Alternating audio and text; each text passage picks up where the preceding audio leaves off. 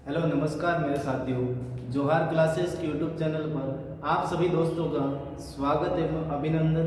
सभी को नमस्कार, जय सिया राम, राधे राधे, जय श्री कृष्ण और जय जवान। हमारा जो सेशन चल रहा था जिसमें राजस्थान के प्रमुख लोक देवता चल रहे थे, लोक देवता हम लोगों ने कल वाला जो वीडियो था उसमें खत्म कर दिए थे। आज हम लोग एक नए सेशन के साथ चलेंगे जो राजस्थान की प्रमुख लोक देवियों के साथ में चलेंगे, जिसमें राजस्थान की लोक देवियों के बारे में हम विस्तार से अध्ययन करेंगे। इससे पहले हम एक मोटिवेशन लाइन के साथ चलते हैं कि लग चुकी है तलब मंजिल की, अब खुद को आग में झोंकना है। ये ठोकरें कहती है मारा जाएगा, लेकिन हौसला कहता है देख लेंगे। इसीलिए दोस्तों मैं कहता हूँ कि आपके हौसलों के ऊपर निर्भर करता है कि आप कितनी मेहनत करते हो। आपके हौसले मजबूत होने चाहिए, मंजिल मिले या न मिले लेकिन हौसले बरकरार रखने चाहिए। ऐसा मैं कहता कि आपको जब तैयारी करने के लिए अपन बैठते हैं तब हमको सबसे पहले तो ये ध्यान में रखना है कि हमारी घर की स्थिति कैसी है। सबसे पहले इसी को ध्यान में रखते हुए हम लोगों को तैयारी के ऊपर खूब जोर देना चाहिए। तो आज की इस वीडियो में हम लोग बात क्या कर रहे थे, राजस्थान की प्रमुख लोक देवियाँ। और लोक देवियों में हम सबसे पहले जो लोक देवी पढ़ने से पहले दो शब्द आते हैं लोक देवियों में और लोक देवताओं में भी आते हैं।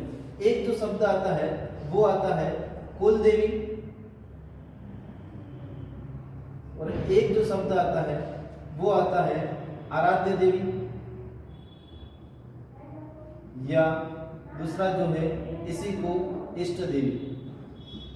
ऐसे जैसे लोक देवता में भी आता है, क्या आता है तो ध्यान रखना, आराध्य देवता कुल देवता, और एक होता है आराध्य देवता या इष्ट देवता। इसमें क्या अंतर है तो देखना, लोक देवता या लोक देवी पढ़ने से पहले हम लोगों को इन शब्दों के ऊपर जोर देना बहुत जरूरी, क्योंकि लोक देवी कुल देवी किसको कहा जाएगा, ध्यान रखना, कुल देवी उसको कहा जाएगा जो हमारे कुल में जन्मी हुई देवी, इसको हम क्या कहेंगे कुल देवी। मतलब हमारे पीढ़ी के लोग उस एक ही देवी को पूछते, पीढ़ी दर पूछते हुए आ रहे, उसको हम कहेंगे कुल देवी। और इसके बाद आराध्य देवी या इष्ट देवी क्या है तो ध्यान रखना, आराध्य देवी या इष्ट देवी उसको कहेंगे हम जहाँ पर जिसको मतलब हम किसी मंदिर में जाके मन्नत वगैरह मांगते हैं तो हमारी मन्नत पूर्ण या मनोकामना पूर्ण हो जाती है, तो उसको हम कहते हैं आराध्य देवी या इष्ट देवी, ध्यान रखना। और ये इसी के साथ परिभाषा जुड़ जाएगी आराध्य देवता या इष्ट देवता, और यहीं पर कुल देवता के साथ जुड़ जाएगी, जो कुल देवी के लिए मैंने बोला है कि कुल मतलब हमारे कुल में जन्म देवता या देवी जो हमारे पीढ़ी दर लोग पूजा करते हैं वो कहलाएगी हमारे कुल देवता या कुल देवी। ठीक है, तो ध्यान रखना, ये कब हमारी मनोकामना पूर्ण हो जाती है, मनोकामना पूर्ण हो जाती है, तब हम क्या मानते हैं उसको आराध्य देवी मानते हैं। मतलब किसी मंदिर में के अंदर आप गए और उस देवी के वहां पर जाने पर आप लोगों ने कहा कि हे देवी मेरा सिलेक्शन वगैरह हो जाना चाहिए, इस तरह से हम मनोकामना मानते हैं, कुछ भी मन्नत वगैरह मानते हैं, वो मन्नत पूर्ण हो जाती है, तो उस दिन से वो देवी आपकी आराध्य देवी या इष्ट देवी कहलाएगी, आराध्य देवी या इष्ट देवी। और ये जो कुल देवी या कुल देवता क्या है तो ध्यान रखना, ये हमारे कुल, हमारे वंश, हमारे परिवार, हमारे समाज के लोग जो पूजते आ रहे हैं जिस देवता या देवी को, हम उसको कहेंगे कुल देवता या कुल देवी। ध्यान रखना क्या कहेंगे, इसके अंदर हमारे समाज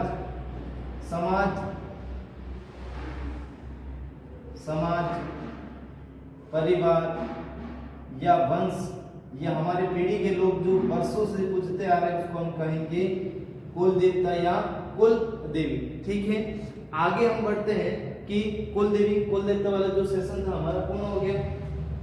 इसके बाद देखा जाए तो हम एक लोक देवी देते हैं, जिस लोक देवी का नाम है करणी माता।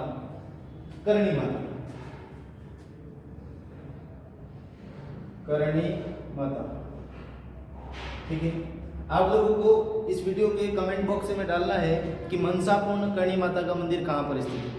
ये जो करणी माता है, मनसापूर्ण करणी माता कहाँ पर स्थित है, ठीक है। और करणी माता का जो हम जो विस्तार से अध्ययन करें, ये वाली करणी माता, तो ध्यान रखना इस करणी माता का जो जन्म हुआ है वो करणी माता का जन्म 1387 ईस्वी। अगर विक्रम संवत के अनुसार पूजा जाए आपको तो ध्यान रखना 1444। विक्रम संवत के अनुसार आपको पूजा जाए 1444, अगर ईस्वी के अनुसार पूजा जाए तो 1387। ठीक है। इनका जो जन्म स्थान है वो जन्म स्थान कौन सा है तो ध्यान रखना, इनका जो जन्म स्थान हो जाएगा वो सुवाप गाव फलोंदी। ठीक है।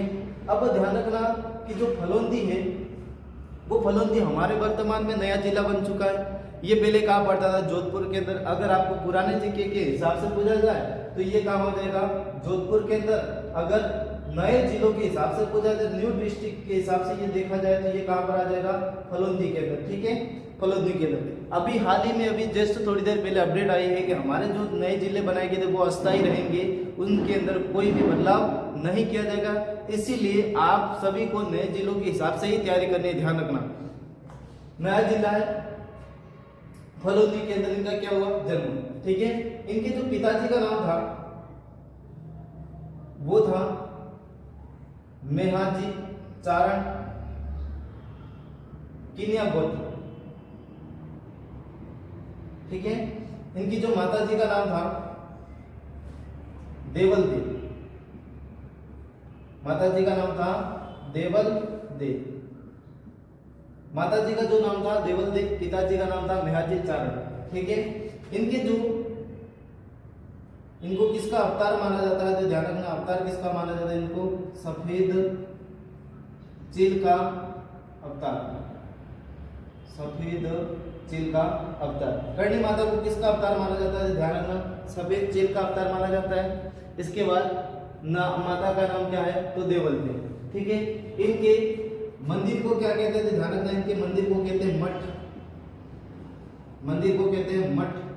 इनके मंदिर में जो पुजारी होता है उसको क्या कहते हैं? ध्यान रखना, पुजारी को कहते हैं बारी दारजी, बारी दारजी। मंदिर में जो पुजारी होता है उसको क्या कहते हैं? बारी दारजी। ठीक है। करणी माता के बारे में ये जो था वो बेसिक था।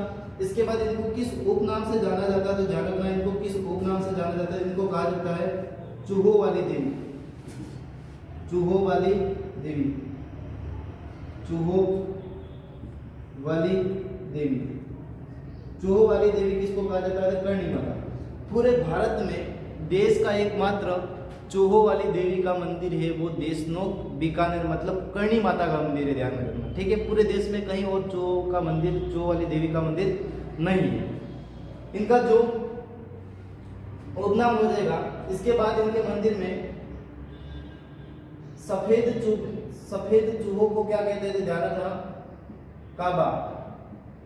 क्या कहते हैं? सफेद चूहों को क्या कहते हैं? काबा। सफेद चूहों को क्या कहते थे? काबा। ठीक है। सफेद चूहे देखने पर क्या माना जाता है? यहाँ पर आप मंदिर के अंदर गए, अगर आपको सफेद व्हाइट चूहा दिख जाए तो क्या माना जाता है? सफेद चूहा क्या माना जाता है? सफेद चूहा देखने पर शुभ माना जाता है, शुभ मतलब दर्शन शुभ माने जाते हैं, ऐसा बताया जाता है। ठीक है। इसके बाद देखा जाए तो करणी माता का जो विवाह हुआ है वो विवाह किसके साथ हुआ है तो ध्यान रखना, इनका जो विवाह हुआ है वो देवाजी चारण के साथ हुआ। इनका जो विवाह किससे हुआ? देवाजी चारण। ठीक है। इनका जो कहाँ के थे तो ध्यान रखना, ये साठी गांव। कौन सा गांव? साठी गांव। साठी गांव कहाँ पड़ता है? देशनोक बीकानेर के अंदर। देशनोक बीकानेर के अंदर कौन सा गांव है? साठी गांव। किसके पुत्र थे ये तो ध्यान रखना, ये बिठू केलू के पुत्र थे, बिठू केलू के पुत्र। ये करणी माता के क्या थे? पति जी थे। इनके साथ इनका क्या हुआ था? विवाह। ध्यान रखना, इनकी जो बहन का नाम था वो बहन का नाम क्या था तो ध्यान रखना, बहन का नाम था गुलाब कंवर। करणी माता की बहन का नाम क्या था? गुलाब कंवर, गुलाब कंवर। करणी माता की बहन का नाम क्या था तो गुलाब कंवर। अब ऐसी कुछ कहानी आती है कि करणी माता की जो बहन थी जिसका नाम था गुलाब और इनके पति जी का जो नाम था वो था देवाजी चारण। करणी माता क्या करती है तो ध्यान रखना, बचपन से चमत्कारिता से बताई जाती है। करणी माता 21 माह तक अपनी माता के गर्भ में रही थी, एक तो चमत्कार ये हो जाएगा। इसके बाद देखा जाए तो करणी माता के द्वारा इनकी बुआ थी, बुआ विकलांग थी, तो उस बुआ को इन्होंने ठीक किया था, एक चमत्कार ये रहता है। और एक चमत्कार क्या है तो ध्यान रखना, इनके पिताजी थे मेहाजी चारण, मेहाजी चारण को सांप के द्वारा डस लिया था, तो वापस इलाज भी इनके द्वारा किया गया था। ऐसा जो चमत्कार है वो करणी माता के द्वारा किया गया था। अब होता क्या है कि करणी माता है वो वैवाहिक जीवन नहीं बिताना चाहती है। कौन सा जीवन? वैवाहिक जीवन नहीं बिताना चाहती, इसीलिए इस देवपाजी चारण का जो विवाह है वो किसके साथ किया जाता है? अपनी बहन गुलाब से। किससे किया जाता है? अपनी बहन गुलाब से। वर्तमान में अगर ऐसा हो जाए तो ध्यान रखना, घर के अंदर महाभारत छिड़ जावे, ठीक है? ऐसा नहीं होता वर्तमान में, लेकिन करणी माता ने करवाया था विवाह अपनी बहन के साथ, ठीक है? और इन दोनों के विवाह की प्रोसेस से जो पुत्र उत्पन्न हुआ उसका जो नाम था लाखा, या इसी को कहा जाता है लक्ष्मण, या इसी को कहा जाता है लाखन। गुलाब कंवर और देवपाजी चारण से जो पुत्र उत्पन्न हुआ उसका नाम है लाखा, लाखन या लक्ष्मण। ये पुत्र उत्पन्न होता है और इसी पुत्र को करणी माता क्या करती है तो ध्यान रखना, गोद ले लेती है। क्या लेती है? गोद। अब ये गोद वाला क्या चक्कर है तो ध्यान रखना, किसी का वंश मतलब किसी की पुत्र की उत्पत्ति मतलब संतान उत्पत्ति नहीं हो रही है तो क्या करते हैं लोग, किसी और का पुत्र लेकर मतलब गोद लेकर अपने वंश को आगे चलाते। इस प्रथा को कहते हैं गोद प्रथा। ये एक प्रथा थी, ध्यान रखना, क्या थी? प्रथा, ठीक है? इसके बाद देखा जाए तो करणी माता ने इसको क्या लिया था? गोद। बाद में होता क्या है कि करणी माता का जो पुत्र था लाखा, इसकी जो मृत्यु हो जाती है वो कोलायत झील में डूबने से होती। किस झील में डूबने से होती? कोलायत झील में डूबने से करणी माता के पुत्र लाखा की क्या हो जाती है? मृत्यु हो जाती है। और ये जो कोलायत झील कहां पर है तो ध्यान रखना, बीकानेर के अंदर। कहां पर है? बीकानेर। यहीं पर माघ पूर्णिमा के दिन कपिल मुनि, आप लोगों ने सांख्य दर्शन के प्रणेता कपिल मुनि का माघ पूर्णिमा को मेला भरता, ध्यान रखना, इस झील के किनारे। सांख्य दर्शन के प्रणेता कौन थे तो ध्यान रखना, कपिल मुनि। और कपिल मुनि का यहाँ पर भव्य मेला भरता है। कब भरता है तो ध्यान रखना, ये जो मेला भरता है वो भरता है माघ पूर्णिमा के दिन। माघ पूर्णिमा के दिन, ठीक है? इस झील के किनारे, इसी झील में डूबने से क्या हो जाती है, क्या हो जाता है तो ध्यान रखना, लाखा या लक्ष्मण या लाखन की क्या हो जाती है? मृत्यु। इसीलिए चारण जाति के लोग, चारण जाति के लोग स्नान नहीं करते हैं, स्नान नहीं करते। किस झील के अंदर मतलब लाखा की, जिस झील के अंदर लाखा की मृत्यु होती है उसी झील के मतलब चारण जाति की ये क्या, चारणों की ये क्या, करणी माता कुल देवी। ध्यान रखना, ये क्या है तो ध्यान रखना, करणी माता है वो चारणों की कुल देवी। किसकी? चारणों की मतलब चारण जाति की कुल देवी। और ध्यान रखना, ये जो मानी जाती है बीकानेर के राठौड़ों की आराध्य देवी करणी माता, ठीक है? बीकानेर के राठौड़ों की आराध्य देवी। इसीलिए ये चारण जाति के लोग कोलायत झील में नहीं नहाते। क्यों? क्योंकि लाखा की मृत्यु कहां पर हुई थी? इस झील के अंदर डूबने के कारण।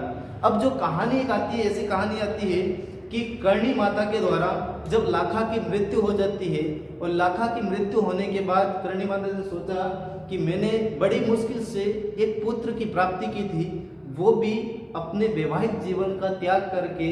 तो करणी माता क्या करती है, इस लाखा को पुनः जीवित करती है।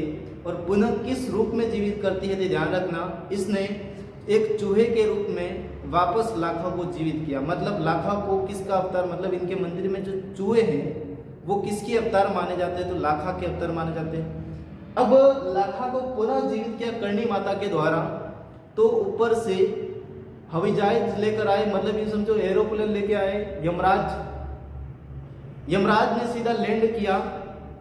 कहाँ लैंड किया? तो करणी माता के मंदिर मतलब देशनोक में लैंड किया। इससे पहले यमराज ने खूब सारे व्हाट्सएप, फेसबुक, इंस्टा पर मैसेज वगैरह किए थे, ध्यान रखना, खूब सारे मैसेज किए, लेकिन करणी माता ने रिप्लाई नहीं दिया था। और बाद में यमराज खुद एरोप्लेन लेकर आते हैं देशनोक, मतलब यहाँ करणी माता के पास आते हैं। करणी माता के पास आकर वाद विवाद करते, पूछते हैं कि जो हमारा कार्य है वो आप करने लग गए हो, क्या बात है? करणी माता ने कहा कि इसमें कौन सी बड़ी बात है कि मैंने मेरे पुत्र को वापस जीवित किया है, आपने ले लिया था, मैंने वापस जीवित किया है। तो करणी माता यमराज दोनों के मध्य वाद विवाद बढ़ता है, और वाद विवाद बढ़ने के बाद यमराज करणी माता से कहता है, या तो आप इस पुत्र को मार दो, या फिर आपके वंशजों को मैं कभी यमलोक नहीं आने दूंगा। तब करणी माता हंसती हुई कहती है कि इतनी छोटी सी बात के लिए क्या बड़ी बड़ी बातें करते हो आप? तो करणी माता कहती है कि भले मेरे वंशज आप पर यमलोक नहीं आएंगे, मेरे जितने भी वंशज होंगे वो मेरे मंदिर में चूहे बनकर रहेंगे, इसीलिए इस माता को चूहों वाली देवी कहा जाता है। ध्यान रखना, कौन सी देवी कहा जाता है? चूहों वाली देवी। ठीक है, तो जो इनके मंदिर में चूहे हैं, जो चूहों वाली देवी कहा जाता है, उनको किस उपनाम से जाना जाता है? चूहों वाली देवी। तो ये किसके चूहे, किसके वंशज माने जाते हैं? तो ध्यान रखना, चारणों के वंशज माने जाते हैं, चारणों के वंशज माने जाते हैं। ठीक है, याद रहेगा किसके वंशज माने जाते हैं? तो ध्यान रखना, ये चारणों के वंशज माने जाते हैं। ये जो कहानी किसकी है? करणी माता की। और क्या बातें हैं तो करणी माता से संबंधित? और देखो और क्या बातें हैं तो ध्यान रखना,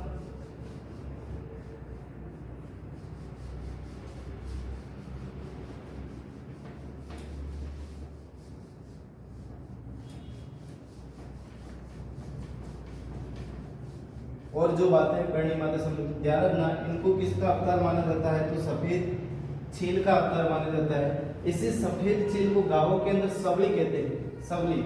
ठीक है, ध्यान रखना, सबली कहते हैं। करणी माता, इनके जो मंदिर है वो कहाँ पर है? तो ध्यान रखना, इनका मंदिर देशनोक बीकानेर। अब जो मंदिर की बात करते हैं, कैसे बात करते हैं तो ध्यान रखना, करणी माता ये एक राजस्थान का नक्शा ये समझो, और इस राजस्थान के नक्शे के अंदर करणी माता वो कहाँ की थी? ध्यान रखना, जोधपुर की। कहाँ की है? जोधपुर की। जोधपुर के अंदर एक वर्तमान में नया जिला बन गया, उस जिले का नाम है फलुंदी जिला। कौन सा जिला? मैं यहाँ पर सीधा लिख देता हूँ, फलुंदी जिला, ओनली फॉर समझाने के लिए। ठीक है, और पास में ही इधर एक जिला पड़ता है, नेहड़ी नामक स्थान पड़ता है बीकानेर के अंदर, बीकानेर की सीमा पर नेहड़ी नामक स्थान पड़ता है। और इस नेहड़ी नामक स्थान पर आकर करणी माता क्या करती है? यहीं पर आकर रहने लगती है, और ये नेहड़ी नामक स्थान पर एक जाल के वृक्ष के नीचे रहती है, जाल के वृक्ष के नीचे रहती है। ध्यान रखना, अब यहाँ पर आकर करणी माता क्या करती थी? ध्यान रखना, करणी माता ये काम करती थी, यहाँ पर आकर दही बिलोलने का कार्य करती थी। ठीक है, तो नेहड़ी नामक जो स्थान है वो करणी माता का प्रारंभिक पूजा स्थल था। प्रारंभिक पूजा स्थल कौन सा है? तो ध्यान रखना, नेहड़ी। ठीक है, अगर पूछा जाए यहीं पर करणी माता की आराध्य देवी तेमड़े राय की माता की पूजा करती थी। किसकी? करणी माता की जो आराध्य देवी थी जिसका नाम था तेमड़े राय माता की पूजा, किसकी पूजा करती थी? तेमड़े राय माता की पूजा कौन करती थी? करणी माता। इसके बाद देखा जाए तो यहाँ से क्या होता है कि नेहड़ी नामक स्थान पर रहती है। उस समय जोधपुर का जो राजा था, यहाँ पर ये फलौंदी जोधपुर के अंदर ही है। जोधपुर का जो राजा था वो था राव जोधा। और राव जोधा उस समय एक दुर्ग का निर्माण करवा रहे, उस दुर्ग का नाम है मेहरानगढ़ दुर्ग। कौन सा दुर्ग? मेहरानगढ़ दुर्ग। मेहरानगढ़ दुर्ग। इस मेहरानगढ़ दुर्ग की नींव करणी माता के हाथों से रखी गई थी, ध्यान रखना। इसकी जो नींव किसके द्वारा रखी गई थी, ध्यान रखना, कर्णी माता के हाथों से। कब रखी गई? 12 मई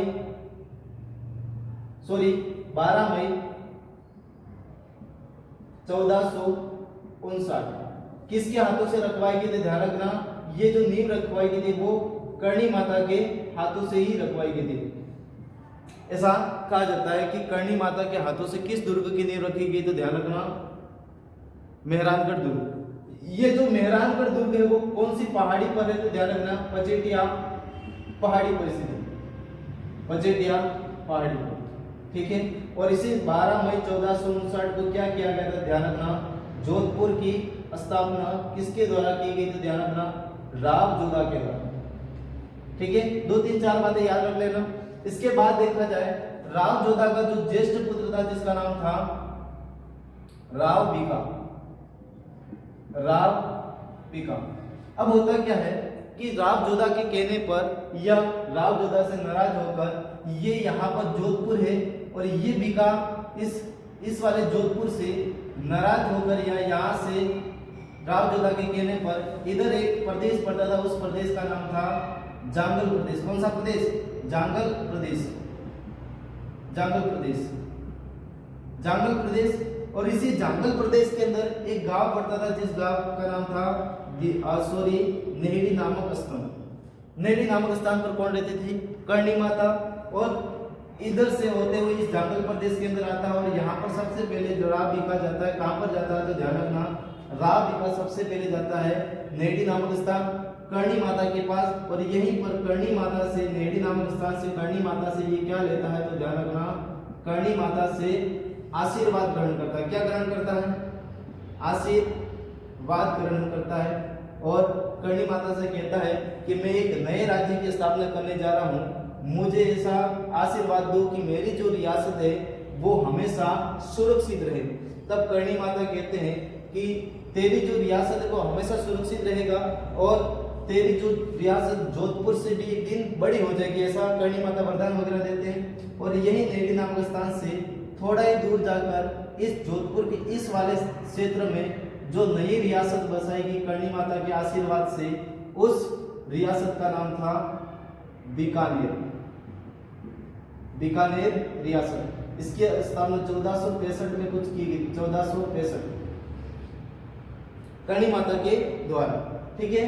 बाद में इस जो रियासत बसाई गई थी कर्णी माता के द्वारा, और इस कर्णी माता के द्वारा जो रियासत बसाई गई थी, और राव जोधा कहते हैं कि आपने भले आशीर्वाद दिया लेकिन ये जो रियासत है वो बीकानेर सुरक्षित नहीं रहेगी। तो कर्णी माता क्या करती है, नेहड़ी नामक स्थान से आकर, नेहड़ी नामक स्थान से आकर क्या करती है कि यहाँ पर एक रियासत है जिस रियासत का नाम है जैसलमेर। यहाँ पर मैं मिटा देता हूँ एक बार, ये है जोधपुर और ये नई रियासत बसाई गई उसका नाम है बीकानेर, ठीक है। और इसी नामक स्थान पर, यहाँ पर नेहड़ी नामक स्थान पर कौन रहती है? कर्णी माता, ठीक है। और इधर एक रियासत है जिस रियासत का नाम है जैसलमेर। अब जैसलमेर वाले क्या करते थे कि इस बीकानेर पर आक्रमण करते थे और बीकानेर वाले जैसलमेर पर आक्रमण करते थे। ये रियासत है दोनों, मतलब बीकानेर रियासत सुरक्षित नहीं थी। क्यों सुरक्षित नहीं थी? क्योंकि ऐसा बताया जाता है कि यहाँ पर ये जो हिस्सा है बीकानेर और जैसलमेर, यहाँ पर जो हिस्सा था एक जैसलमेर और एक बीकानेर, इनके बीच में सीमा पर एक गांव आता था, उस गांव का नाम था दियात्रा गांव। कौन सा गांव? दियात्रा गांव। और दियात्रा गांव जैसलमेर वाले कहते थे हमारा है, बीकानेर वाले कहते थे हमारा। इसी गांव को लेकर क्या होता है, आमने सामने आक्रमण होते हैं। बाद में कर्णी माता इस दियात्रा गांव मतलब जैसलमेर और बीकानेर की सीमा पर आकर यहाँ पर दियात्रा गांव में एक तलाई है जिस तलाई का नाम है धीनेरू की तलाई, धीनेरू की तलाई। और यहीं पर कर्णी माता क्या कर लेती है, 151 वर्ष की आयु में 1595 विक्रम संवत के अनुसार क्या कर लेती है, तो ध्यान रखना, अपने देह का मतलब शरीर का त्याग कर देती है, शरीर का त्याग। और बाद में ऐसा कहा जाता है कि न जैसलमेर वाले और न बीकानेर वाले कभी आमने सामने आक्रमण किया नहीं और हमेशा के लिए बंद हो गई, ध्यान रखना। यहाँ पर करणी माता ने क्या ली थी, सॉरी इनका क्या किया था, इन्होंने शरीर का त्याग किया था। कौन सी, यात्रा गांव दिनेरू की तलाई 151 वर्ष की आयु में, कब, 1595 किसके हिसाब से, तो ध्यान रखना विक्रम संवत के हिसाब से। अगर आपको ईस्वी के हिसाब से पूछा जाए तो ध्यान रखना 1538। ठीक है, ये जो कहानी थी वो किसकी थी, करणी माता की। ठीक है, इसके बाद देखा जाए तो करणी माता का जो मंदिर है, उस मंदिर का जो निर्माण करवाया गया वो किसके द्वारा करवाया गया, तो ध्यान रखना करणी माता। ठीक है, करणी माता का मंदिर, इनका जो मंदिर है वो कहां पर है, तो ध्यान रखना देशनोक बीकानेर। ठीक है, देशनोक बीकानेर। इस मंदिर का जो निर्माण करवाया गया वो निर्माण किसके द्वारा करवाया गया, तो ध्यान रखना राव जोधा के द्वारा। किसके द्वारा करवाया गया, राव जोधा के द्वारा। ठीक है, इसके बाद देखा जाए इस मंदिर का वर्तमान स्वरूप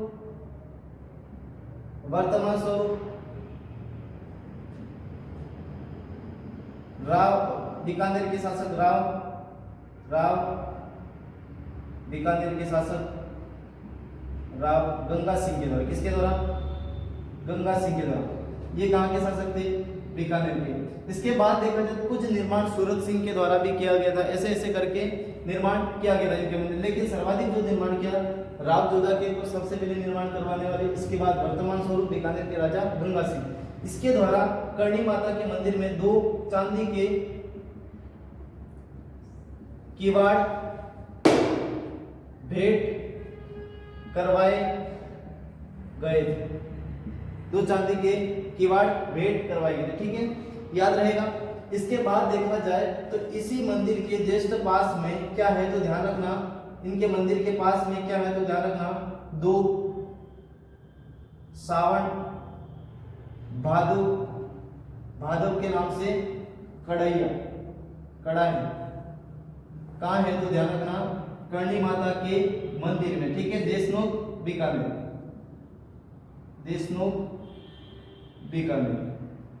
याद रहेगा, देशनोक बीकानेर।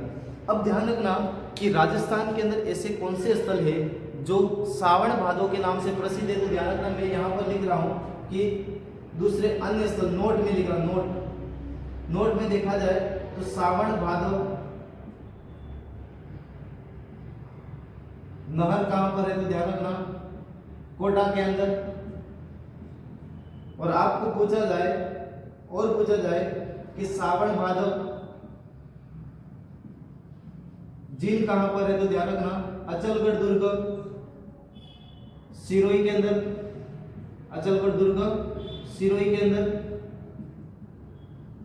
अगर आपको ये पूछा जाए कि सावन भादव महल कहां पर स्थित है, तो ध्यान रखना सावन भादव जो महल है वो स्थित है डीग को कहा जाता है जल महलों की नगरी। और वर्तमान में हमारा जो डीग है नया जिला बन गया, ध्यान रखना। ठीक है, नया जिला बन गया है डीग। और पहले कहां पड़ता था, पूर्व में कहां पड़ता था ये डीग, तो ध्यान रखना भरतपुर के अंदर आता था। ठीक है, याद हो जाएंगे। सावन भादव कड़े कहां पर स्थित है, ध्यान रखना बीकानेर। और सावन भादव नहर कहां पर स्थित है, कोटा के अंदर। सावन भादव झील कहां पर स्थित है, अचलगढ़ दुर्ग सिरोही।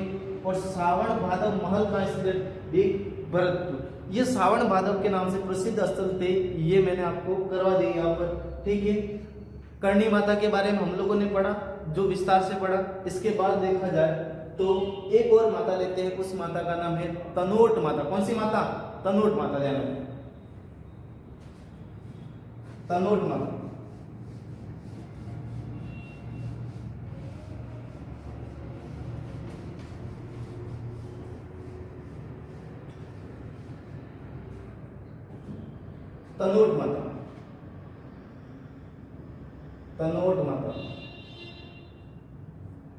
तनोट माता।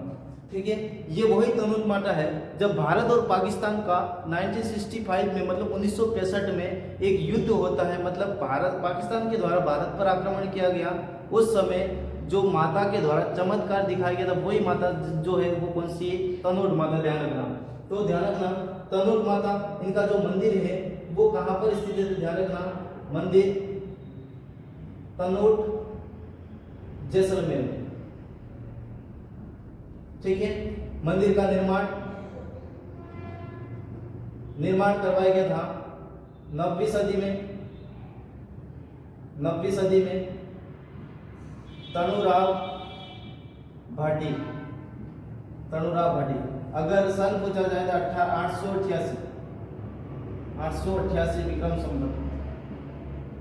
ठीक है, 888। इसके बाद पूछा जाए तो ये किसकी देवी है, तो ध्यान रखना इनको किस उपनाम क्या है, तो इनको ध्यान रखना रूमाली या रूमाल वाली देवी या रूमाली देवी भी कहा जाता है।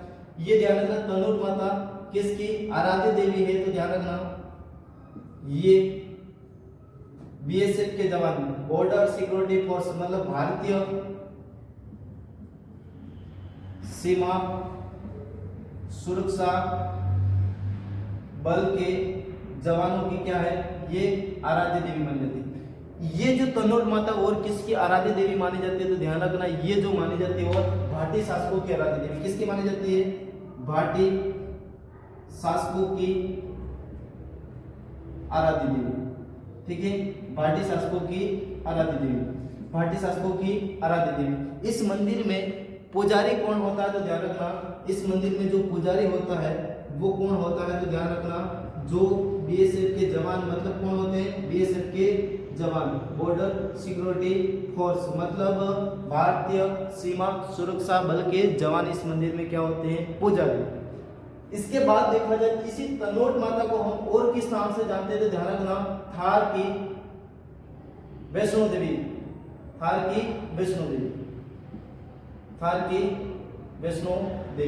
किसको कहा जाता है, तो ध्यान रखना तनोट माता को कहा जाता है।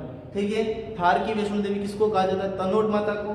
अगर आपसे ये पूछा, आप ज्ञान के लिए थोड़ा याद रख लेना कि वैष्णो देवी का मंदिर भारत में कहां पर है, तो ध्यान रखना भारत में वैष्णो देवी का मंदिर कहां पर है, तो ध्यान रखना जम्मू कश्मीर में। कहां पर स्थित है, जम्मू कश्मीर, यहां पर स्थित है। ठीक है, जम्मू कश्मीर के अंदर। अगर पूछा जाए आपको कि राजस्थान की वैष्णो देवी कौन सी है, तो ध्यान रखना वो है अबुर्दा माता का मंदिर कहाँ है, तो ध्यान रखना अबुर्दा माता का जो मंदिर है माउंट आबू सिरोही के अंदर। ठीक है, माउंट आबू सिरोही के अंदर। अगर आपको ये पूछा जाए कि गिरवा की वैष्णो देवी कौन सी है, वैष्णो देवी के सारे मंदिर याद कर लो, गिरवा की या गिरवा क्षेत्र की वैष्णो देवी, तो ध्यान रखना नीमच माता कहां पर है, उदयपुर के अंदर। कहां पर है, उदयपुर में। नीमच माता का नाम याद रखना क्योंकि हाल ही में यहाँ पर एक नया रोपवे संचालित किया जा रहा है, मतलब चल रहा है, अभी वर्तमान में उद्घाटन वगैरह हो गया। और राजस्थान का प्रथम जो रोपवे चलाया गया था सुंदा माता पर्वत जालोर 20 दिसंबर 2008 को, इतना ध्यान रखना। ठीक है, इसके बाद देखा जाए ये तनोट माता के बारे में क्या हुआ था, तनोट माता क्यों चर्चा में है, तो ध्यान रखना भारत 1965 भारत और पाकिस्तान का क्या हुआ था, युद्ध हुआ था। इस युद्ध में पाकिस्तान क्या हो जाता है, हार जाता है, भारत क्या कर जाता है, जीत हासिल कर देता है। इसीलिए भारत, ध्यान रखना, विजय के उपलक्ष्य में ये क्या करता है, तो ध्यान रखना यहाँ पर विजय स्तंभ का निर्माण करवाता है, विजय का प्रतीक विजय स्तंभ का निर्माण करवाता है। और पाकिस्तान के द्वारा, और ये मंदिर ज्यादा चर्चा में क्यों, क्योंकि पाकिस्तान के द्वारा तनोट माता, यहाँ पर मैं इधर नक्शा बना देता हूं कि ये देखो यहाँ पर कि ये है जैसलमेर, और यहाँ पर पाकिस्तान के द्वारा आक्रमण किया गया। यहाँ पर एक मंदिर है, इस मंदिर के चारों ओर बम फेंकेंगे, क्या फेंकेंगे, बम। लेकिन इस मंदिर के चारों ओर जो बम फेंकेंगे वो बम एक भी नहीं फूटा, इसीलिए ये मंदिर सर्वाधिक चर्चा में रहा। ध्यान रखना, ऐसा चमत्कार माता का कि एक भी बम नहीं फूटा। ठीक है। मंदिर के चारों ओर जो बम फेंके एक भी नहीं फूटे, मतलब ये समझो चाइना के बम थे, वो चाइना के बम थे, इनके खुद के बम नहीं थे इसलिए नहीं फूटे, ध्यान रखना। ठीक है, एक भी बम नहीं फूटा, इसीलिए इस माता के मंदिर में आज भी जो पाकिस्तान के द्वारा सारे जो बम फेंके गए थे वो आज भी यहाँ पर पड़े हुए इस संग्रहालय में रखे हुए, ध्यान रखना। ठीक है, पाकिस्तान हार गया, भारत जीत गया और विजय स्तंभ का निर्माण करवाया। एक बात और याद रखना, राजस्थान के अंदर विजय स्तंभ कितने, तो ध्यान रखना विजय स्तंभ 2 तो है पाली के अंदर। कहां पर स्थित है, पाली के अंदर। 1857 के क्रांति के प्रतीक है, क्रांति के प्रतीक। और कहां पर है तो ध्यान रखना चित्तौड़गढ़ में, जो 1437 में सारंगपुर युद्ध हुआ और सारंगपुर युद्ध के उपलक्ष्य में, विजय के उपलक्ष्य में हणाकुंभा के द्वारा बनवाया गया, आपको पता ही होगा। कहां पर स्थित है, चित्तौड़गढ़। एक जो स्थित है बयाना दुर्ग भरतपुर, ठीक है, बयाना। इसी बयाना दुर्ग भरतपुर में जो विजय स्तंभ है, इसी से प्रेरणा ली थी चित्तौड़ विजय स्तंभ बनाने की। ठीक है, तो टोटल जो हो जाएंगे वो कितने हो जाएंगे विजय स्तंभ, 5, याद रहेगा आपको। इसके बाद इस माता को रूमाली देवी क्यों कहा जाता है, ध्यान रखना।